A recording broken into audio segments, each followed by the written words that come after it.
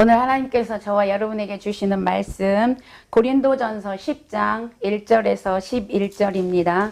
신약성경 고린도전서 10장 1절에서 11절 우리 다같이 합독하겠습니다.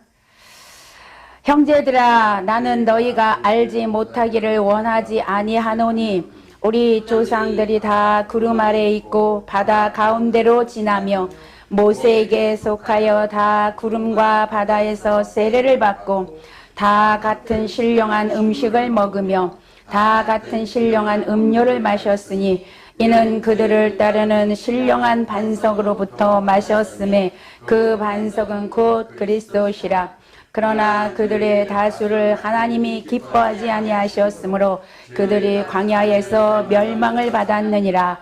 이러한 일은 우리의 본보기가 되어 우리로 하여금 그들이 악을 즐겨 행한 것 같이 즐겨하는 자가 되지 않게 하려 함이니 그들 가운데 어떤 사람들과 같이 너희는 우상 숭배하는 자가 되지 말라. 기록된 바 백성이 앉아서 먹고 마시며 일어나서 뛰논다 함과 같으니라. 그들 중에 어떤 사람들이 음행하다가 하루에 23,000명이 죽었나니 우리는 그들과 같이 음행하지 말자. 그들 가운데 어떤 사람들이 주를 시험하다가 뱀에게 멸망하였나니 우리는 그들과 같이 시험하지 말자. 그들 가운데 어떤 사람들이 원망하다가 멸망시키는 자에게 멸망하였나니 너희는 그들과 같이 원망하지 말라.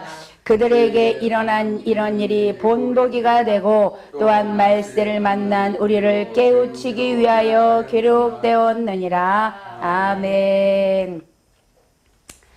네, 오늘 말씀 제목은 말씀을 거울로 삼아, 이러한 제목입니다. 말씀을 거울로 삼아. 오늘 본문 말씀은요, 바울이 구약시대에 이스라엘 백성들의 그 출애굽 과정을 들어서 고린도 교회에 교훈을 주고자 하는 그런 내용으로 되어져 있습니다. 오늘 1절에 보니까 형제들아, 너희가 알지 못하기를 내가 원치 아니하노니 이렇게 기록하고 있습니다. 고린도 교회가 알기를 원한다라는 것이죠. 그럼 뭘 알기를 원할까요? 이스라엘 조상들이 어떻게 했는지 그것을 알으라는 것이죠. 이스라엘의 그 조상들이 어떻게 했는지를 알고 그들의 삶을 통하여서 교훈을 받으라. 그런 말씀입니다. 출애굽 당시에 이스라엘 백성들은요, 엄청난 하나님의 은혜를 받은 사람들입니다. 하나님의 능력을 직접적으로 체험하고요. 어느 누구도 체험하지 못했던, 받지 못했던 그런 신령한 은혜들을 누렸던 사람들이 바로 이스라엘 사람들이었습니다. 그런데 이 이스라엘 백성들은 출애굽하면서 하나님의 구름기둥, 불기둥에 또 만나와 메추라기와 또 반석에서 물이 나오는 이런 엄청난 은혜를 받았음에도 불구하고 그들은 또 어떻게 했을까요? 하나님 앞에 또 많은 죄를 지은 것을 오늘 본문을 통해서 알 수가 있습니다. 집단적으로 우상숭배에 빠지기도 하고 음란에 빠지기도 하고 고의적으로 하나님을 시험하기도 하고 하나님을 향해서 원망과 불평을 쏟아놓기도 했습니다. 이렇게 이스라엘 백성들은 하나님의 백성으로서 특별한 또한 선택된 자들이었지만 그럼에도 불구하고 그들은 대부분 약속의 땅, 가나안 땅에 들어갈 수가 없었다라는 사실이죠. 바울은 이렇게 과거에 이스라엘 백성들이 죽임당하여서 그들의 시체가 광야에 즐비하게 늘어져 있던 것처럼 그 사건을 거울로 삼아서 오늘 고린도 교회도 하나님의 은혜를 많이 받았어요. 그들은 하나님의 그 은사도 많이 받았습니다. 그런데 감사할 줄 모르고 오히려 교만하여져서 자기를 자랑거리로 삼고 스스로 교만해져서 절제할지 모르고 자신들의 자유와 특권을 남용하고 있는 그런 삶을 지금 살고 있습니다. 그래서 고린도 교회에게 이런 이스라엘 백성들의 옛날에 그 조상들이 어떻게 살았으며 어떤 결과를 얻었는가를 보면서 너희들도 계속해서 회개하지 아니하고 그렇게 살게 되면 너희들 결국엔 이스라엘의 그 조상들처럼 그렇게 징계를 받게 될 것이고 멸망에 이르게 될 것이라는 것을 오늘 경고하고 있는 그런 내용입니다. 오늘 이 말씀은 이 고린도 교회의 성도들에게만 주시는 말씀이 아니라 오늘날 저와 여러분에게 이 시대를 살고 있는 우리에게 주시는 말씀인 줄로 믿습니다. 그렇다면 그들에게 베푸신 하나님의 은혜를 먼저 우리가 보기로 하겠습니다. 어떤 은혜를 그들이 받았는가? 오늘 1절 후반절에 보니까 바다 가운데로 지나며 그랬어요.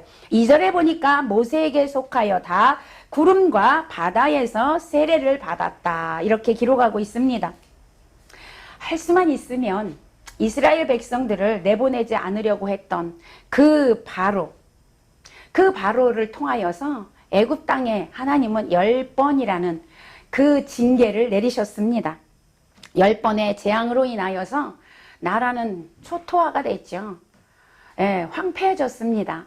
그리고 나서 그래도 9번까지도 바로가 하나님 앞에 돌이키지 않자 하나님은 10번째 재앙, 장자를 죽이는 그런 재앙을 내리셨습니다. 그것으로 인하여 바로는 어쩔 수 없이 손을 들고 이제 이스라엘 백성들을 출애굽하게 됩니다. 그런데 바로는 그 다음에 즉시 또 마음이 변하여서 이스라엘 백성들을 쫓아가게 되어졌죠.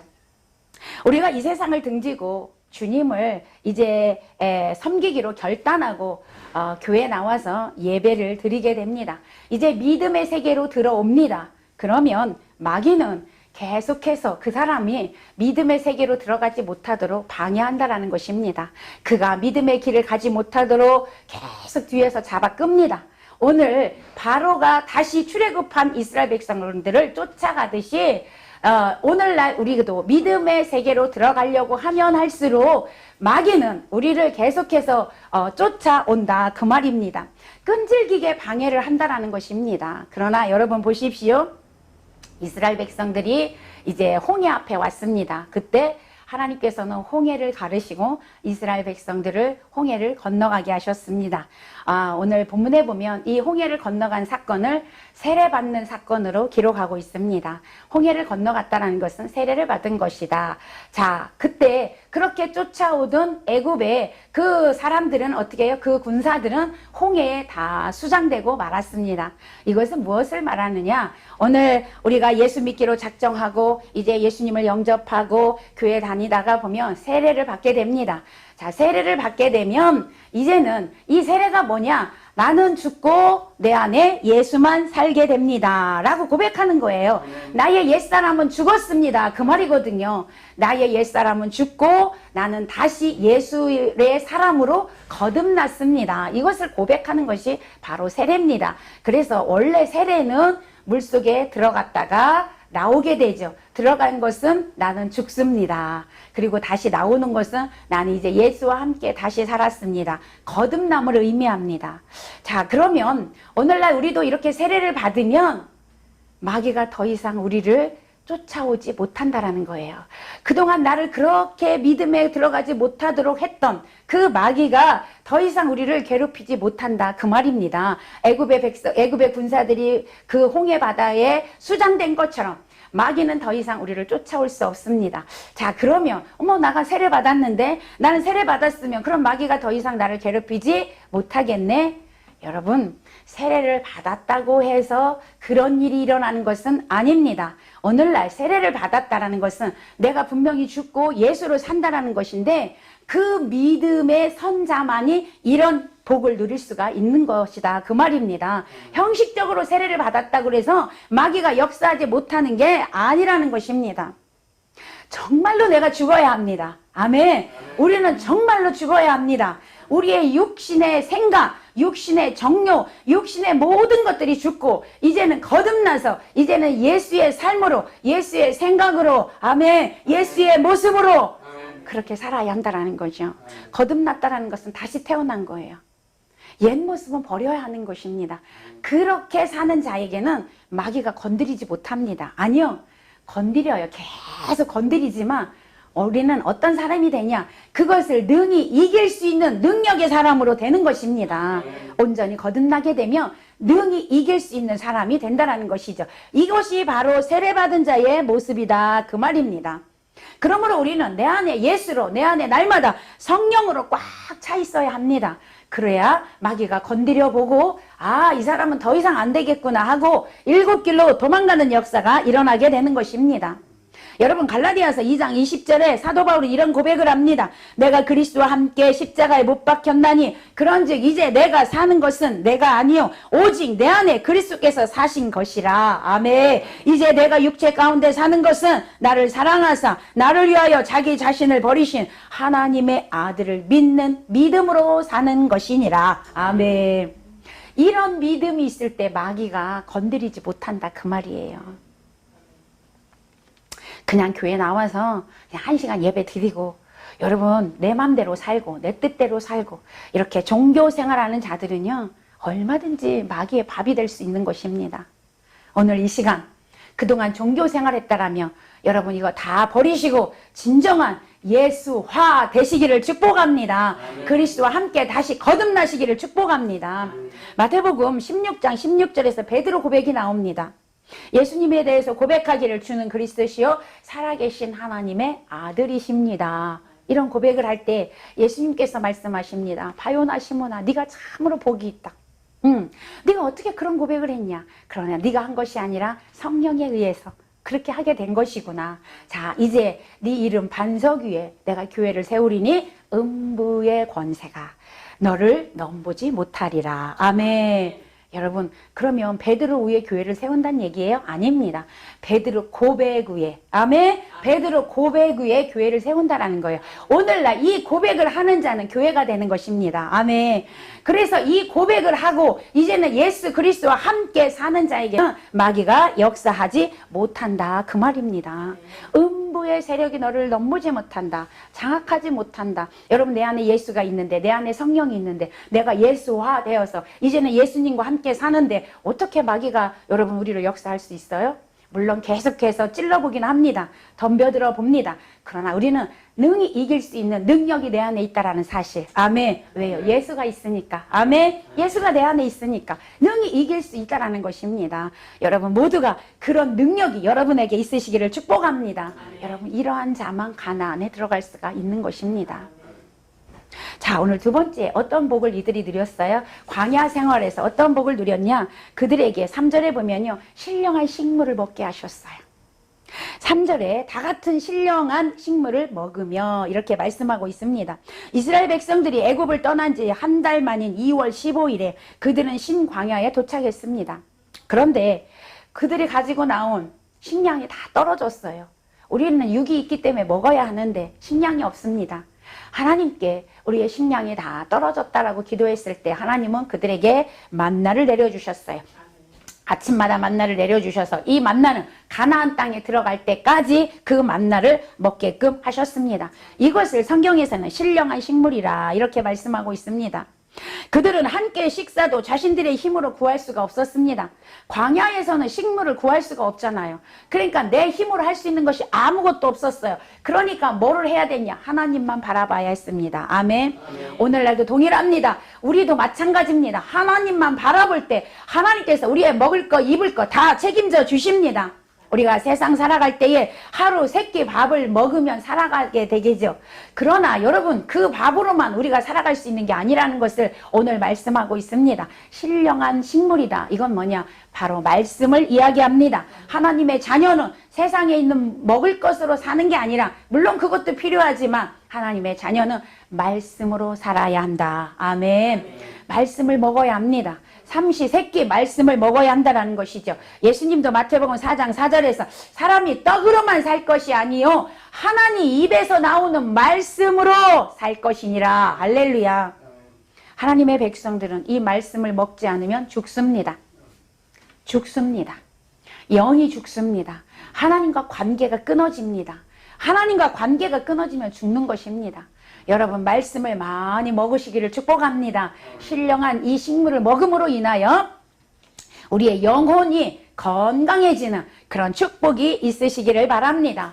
자, 세 번째 그들에게 어떤 축복을 주셨을까요?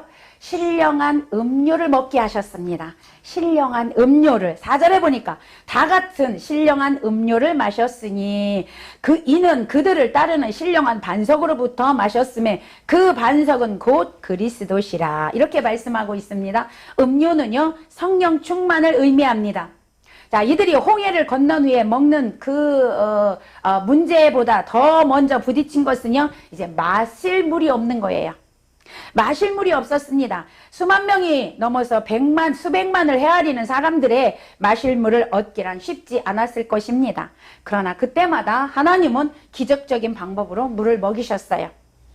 어떤 방법이었냐면 반석을 쳐서 물을 내게 해서 이스라엘 백성들에게 주셨습니다. 르비딤의 장막을 쳤을 때 그들은 목이 마르다고 원망했습니다. 이때 하나님은 내가 호렙산 반석 위에 너를 대하여 서리니 너는 반석을 치라. 그것에서 물이 나리니 백성이 마시리라. 모세가 그 말씀에 의지해서 반석을 쳤더니 정말로 물이 콸콸콸 쏟아져 나왔습니다. 이스라엘 백성 모두가 먹고도 남았죠. 여기서 반석은 예수 그리스도를 의미한다라고 4절에서 분명히 말씀하고 있습니다. 이게 무슨 말이냐면 예수 그리스도께서 채찍에 맞으심으로 우리는 나음을 입었습니다. 할렐루야. 예수 그리스도께서 십자가에 죽으시고 부활하시고 승천하심으로 성령을 보내주셨습니다. 요한복음 7장 37절에서 39절에 보면 이렇게 말씀하고 있습니다. 누구든지 목마르거든 내게로 와서 마시라. 나를 믿는 자는 성경의 이름과 같이 그 배에서 생수의 강이 흘러나리라. 이는 그를 믿는 자의 받을 성령을 가리켜 말씀하신 것이라. 아멘. 자, 생수, 물은 성령을 의미합니다. 여러분, 우리가 자신의 힘으로 믿음 생활을 해서 나가기란 정말 어렵습니다. 내 힘으로 믿음 생활하기란 정말 너무너무 어렵습니다. 여러분, 성령 충만 없이 신앙생활 하려고 해보십시오. 주일날 예배 오는 게 무거운 짐입니다. 수요일, 금요일 예배당에 오는 것이 무거운 짐이라는 거죠. 그래서 그게 너무 무거우니까 안 나오잖아요. 그런데 여러분, 성령 충만함 받으면 예배당에 오는 게 너무 기쁩니다. 예배당에 가는 걸 기다려집니다. 언제 주일날이 오지? 언제 예수님 만나러 가지? 여러분, 성령 충만하면 이렇게 되는 것입니다. 여러분, 예수 믿는 게 절대 무거운 짐이 안 된다라는 거예요. 성령 충만함을 받으십시오. 예수 믿는 것이 행복합니다. 즐겁습니다. 기쁩니다. 그것이 축복으로 나에게 다가온다라는 것이죠. 그러나 성령 없이 예수 믿으려니까 그만큼 힘든 겁니다. 오늘 여러분, 하나님께서 우리에게 성령 충만을 받으라고 그래서 말씀하고 있습니다. 성령의 인도함을 받는 삶은 축복의 삶이라는 것이죠. 여러분, 우리는 이런 복을 이미 받은 자들이에요. 여러분, 성령의 더 충만함을 받아라. 할렐루야. 성령을 받되 충만하게 받아라 말씀하고 있습니다. 이스라엘의 구약의 이스라엘 백성들 같이 광야에서 여러분 죽음을 당하지 않기 위해서는 우리가 오늘 이 말씀을 어떻게 해야 돼요? 거울로 삼아서 이 말씀을 보고 우리가 이 말씀을 통하여 어떻게 살아가야 될지, 어떻게 해야 하나님께 복을 받을지, 여러분 이것을 우리가 깨달으라고 오늘 바울은 우리에게 본보기로 말씀하여 주고 있다라는 것입니다. 자, 그러면 우리가 이 신령한 복을 받고 영원한 천국에 가고 성령 충만함 받아서 날마다 신앙생활이 기쁘고 즐겁고 하나님과 함께함으로 그런 행복한 삶을 살기 위해서는 어떻게 해야 될까? 오늘 이스라엘 백성들에게 주셨던 그 죄를 이스라엘 백성들이 행했던 죄를 우리가 짓지 않으면 된다라는 것입니다. 첫 번째 뭘까요? 오늘 7절에 보니까 우상 숭배를 하지 말아야 합니다. 우상 숭배를 조심해야 합니다. 모세가 시내산에서 40일간 하나님과 함께 있다 내려왔어요. 10계명을 받기 위해서. 그런데 이스라엘 백성들은 그 산 밑에서 기다리고 있었습니다. 그때 어떤 일이 일어났냐면 송아지를 만들어 놓고 송아지가 하나님이다. 그리고 거기다 번제를 드리고 화목제를 드리고 먹고 마시고 춤추고 그러고 있었습니다. 여러분, 이때 회개하지 못한 사람이 3,000명이나 됐습니다. 그것으로 인하여 죽은 사람이, 회개하지 않고 죽은 사람이 3,000명이나 되었습니다. 여러분, 우상 숭배가 얼마나 무서운 죄인지를 우리에게 가르쳐주고 있습니다. 네, 두 번째로 우리가 조심해야 할 것 무엇이 있을까요? 간음하지 말아야 한다라는 것입니다. 8절에 보니까 여러분 40년이나 고생하여서 이제 이스라엘 백성들이 가나안에 거의 다 왔습니다. 이제 시뜸에 도착했는데요. 이때 도착했을 때 이 이스라엘 백성들에게 모함 여자들이요, 그들을 음행하게 만들었습니다. 그래서 그들은 거의 다 와서 그 모함 여인들과 간음을 하게 됐어요. 이로 인하여 하나님의 진노를 받아서 연병이 번져갖고 죽은 사람이 24,000명이었습니다. 그들은 가나안을 다 와서 못 들어가고 죽었다라는 것입니다. 여러분, 다른 죄는 몸 밖에 있지만 음행하는 자는 자기 몸에서 죄를 범하는 것이다 라고 고린도전서 6장 18절에서 말씀하고 있습니다. 여러분, 이런 자들은 하나님 나라 유업을 받을 수가 없다는 것입니다. 사회의 이런 타락의 가장 전형적인 모형이 뭐냐면 성도덕의 문란입니다. 성도덕이 얼마나 문란한가를 보면 사회가 이렇게 타락했구나, 이것을 알 수 있다는 것입니다. 소돔과 고모라 성이 왜 망했습니까? 여러분, 음란 때문에 망했습니다. 간음 때문에 망했습니다. 여러분, 소돔이라는 것은 무슨 뜻이 있냐면 동성애라는 뜻이 있어요. 소돔이 동성애예요. 동성애 때문에 망한 거예요. 여러분, 지금 미국은 동성애법이 이미 통과되어서 여러분 미국 장로교회 목사님 중에도 동성애자가 버젓이 이 강단에서 설교를 하고 그런 일들이 일어나고 있죠. 얼마 전에 TV에서 이 동성애 그 합법적으로 아시아에서도 첫 번째로 그 혼인신고가 이루어지는 것을 뉴스에서 봤습니다. 지금 전 세계에 이런 일들이 일어나고 있죠. 지금 우리나라도 굉장히 문제가 되고 있습니다. 여러분, 이 동성애가 이렇게 행해지고 있다는 거, 하나님의 질서를 파괴하는 행위예요. 하나님의 질서가 무너지고 있는 것입니다. 여러분, 하나님의 창조 질서가 무너지면 반드시 징계가 따릅니다. 반드시 심판이 따라온다는 것이죠.